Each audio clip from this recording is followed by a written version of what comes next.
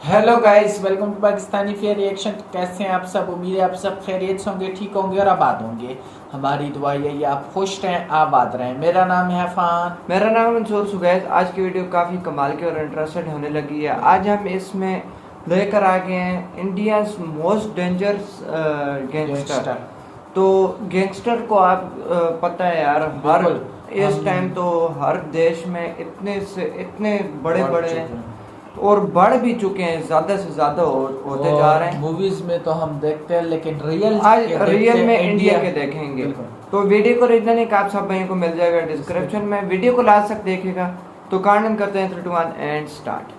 दोस्तों, आपने फिल्मों में कहानियों में गैंगस्टर्स के बारे में तो सुना ही और देखा भी होगा, और जरूर उन्हें देखकर आपको लगा होगा कि वाह, ये कितने दबंग लोग हैं, मगर अंत में है तो काल्पनिक ही। लेकिन रुकिए, अब आपकी ये परेशानी भी हम दूर कर देते हैं, क्योंकि आज हम बताएंगे आपको भारत के वो गैंगस्टर्स जो फिल्मों में दिखाए जाने वाले विलन से भी ज्यादा दबंग थे। जी हाँ, और जिनके जीने का तरीका कुछ ऐसा था कि अंग्रेजी सरकार भी इनसे हार मान गई। तो अगर आप अपने भारत के गैंगस्टर्स का इतिहास जानना चाहते हैं तो वीडियो को अंत तक जरूर देखिए। रंगा और बिल्ला, हम उम्मीद करते हैं दोस्तों इनका नाम तो आपने सुना ही होगा। ये 1980 के दशक के भारत के सबसे दरिंदे गैंगस्टर्स में से आते हैं। आपको बता दें कि रंगा और बिल्ला ने 1978 में 2 बच्चों की नृशंस हत्या कर दी थी। यह कांड देश ही नहीं विदेश में भी खासा चर्चित हुआ था। यह दौर ऐसा ही था जबकि बच्चों की हत्या करने के मामले में कोई सोच भी नहीं सकता था। हालांकि अब देश में कई रंगा और बिल्ला पैदा हो गए हैं, लेकिन रंगा और बिल्ला ने जो घिनौने और दर्दनाक कांड किए हैं वो आज भी लोगों को दहला देते हैं। रंगा और बिल्ला ने एक सेना के अधिकारी के बच्चों को अगवा कर लिया था और उस बच्चे के साथ उन्होंने दुष्कर्म किया यानी और उसके बाद उनको मौत के घाट उतार दिया था। इनका असली नाम कुलजीत सिंह उर्फ रंगा, जसबीर सिंह उर्फ बिल्ला था। इन्होंने 29 अगस्त 1978 को संजय और गीता चोपड़ा का फिरौती के लिए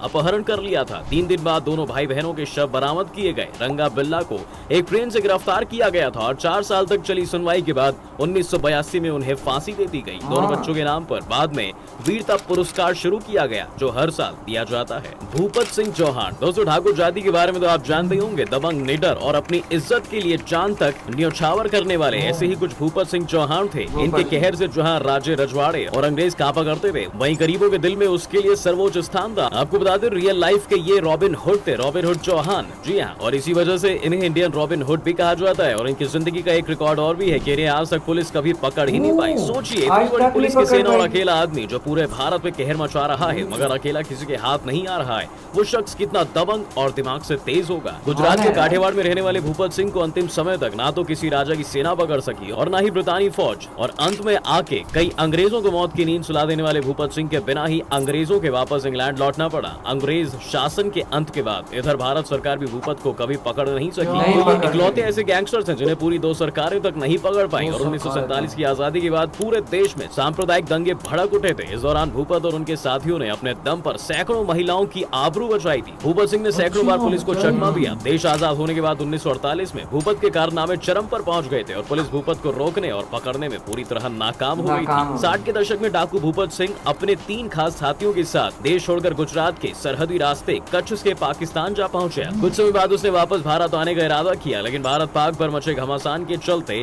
उसके लिए यह मुमकिन नहीं हो पाया और पाकिस्तान की धरती पर ही 2006 में उनकी मौत हो गई। अब आप ही बताइए, क्या कोई फिल्म का राइटर ऐसी कहानी लिख सकेगा जैसी भूपत जी चुके हैं? चलिए अगले गैंगस्टर की तरफ बढ़ते हैं दोस्तों। ठग बहराम, इस लिस्ट में अब नाम आता है ठग बहराम का। ये वो शख्स हैं जिनके कारण अंग्रेज सरकार को ठग विरोधी कानून बनाने के लिए मजबूर होना पड़ा था। जी हाँ, सन 1790 से 1840 तक बहराम ने 931 हत्याएं की। इसकी हत्या करने का तरीका भी बेहद अलग था। ये किसी हथियार का इस्तेमाल नहीं करता था, बल्कि वो अपने शिकार की हत्या उनका गला दबाकर किया करता था। यहाँ तक कि आपको जानकर हैरानी होगी कि इसका नाम Guinness book of world record में भी आ चुका है। आपको बता दें कि Guinness book of world record के अनुसार सन 1790 और 1840 के बीच महाठग बहराम ने 931 सीरियल किलिंग की, जो कि एक वर्ल्ड रिकॉर्ड है। मगर जैसे हर बुराई का अंत होता है, बहराम भी 1840 में पुलिस के हाथों पकड़ा गया और उस समय अंग्रेज सरकार ने सजाए मौत दे दी। और इसी शख्स की वजह से अंग्रेजों को पता चला कि भारतीयों की अगर सनक जाए तो उनसे बचना नामुमकिन हो जाता है। चार्ल्स शोभराज, दोस्तों चार्ल्स शोभराज को कौन नहीं जानता? दुनिया के सबसे शातिर और खतरनाक सीरियल किलर्स चार्ल्स शोभराज को बिकिनी किलर भी कहा जाता है। माना जाता है कि 1972 से 1976 के बीच उसने 24 लोगों की हत्या की थी। उसकी चर्चा ऐसे भी की जाती है कि उसने दुनिया भर की पुलिस को खूब चकमा दिया। देश बदल कर वह कई देशों का दौरा करता था। हर बार पुलिस के हाथों से बच निकलने के कारण चार्ल्स शोभराज को सरपेंट यानी कि सांप के नाम से भी जाना जाता था। आपको बता दें कि वह 1976 से 1997 के बीच भारतीय जेल में भी रहा। इसके बाद उसे फ्रांस में भी बंदी बनाया गया और वो यही नहीं रुका। साल 2010 में वह भागकर नेपाल आ गया, जहां कोर्ट ने उसे उम्र कैद की सजा सुनाई। मगर अब चार्ल्स का भागने का मन नहीं है, इसलिए फिलहाल वह नेपाली जेल में आराम से रह रहा है। मगर आपको ये जानकर हैरानी होगी कि चार्ल्स के पिता एक भारतीय ही थे। दोस्तों, भारतीय पिता की संतान चार्ल्स शोभराज का असली नाम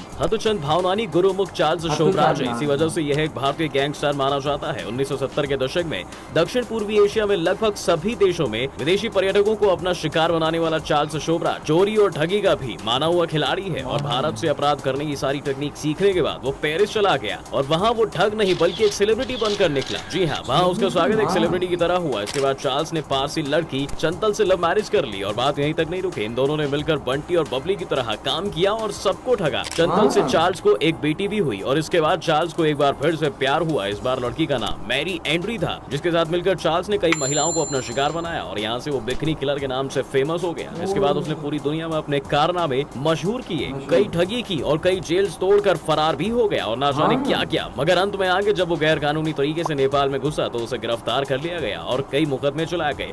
12 अगस्त 2004 को चार्ल्स शोभराज को आजीवन कारावास की सजा दी गई। नेपाली सर्वोच्च न्यायालय ने भी 30 जुलाई 2010 को उसकी इस सजा को बरकरार रखा है। मगर यहाँ भी ये मजे काट रहा है, क्योंकि साल 2008 में नेपाल में सजा काटने के दौरान चार्ल्स शोभराज ने अपने से बहुत छोटी आयु के नेपाली लड़के निहिता विश्वास के साथ जेल में ही शादी कर ली। हालांकि नेपाल जेल प्रशासन लगातार इस बात से इनकार करता रहा, मगर हम आपको बता रहे हैं कि यह बिल्कुल सच है। आपको बता दें कि चार्ल्स के जीवन पर अब तक 4 किताबें लिखी गई हैं और 3 डॉक्यूमेंट्री भी बन चुकी हैं। मिस्टर नटवरलाल, दोस्तों इसको हम ठगी का पर्यायवाची नाम कहेंगे, मिस्टर नटवरलाल। जी हाँ, नटवरलाल को कोई भी उनके असली नाम मिथिलेश कुमार श्रीवास्तव से नहीं जानता। चालाकी और ठगी को इन्होंने कला बनाकर दुनिया के सामने पेश किया।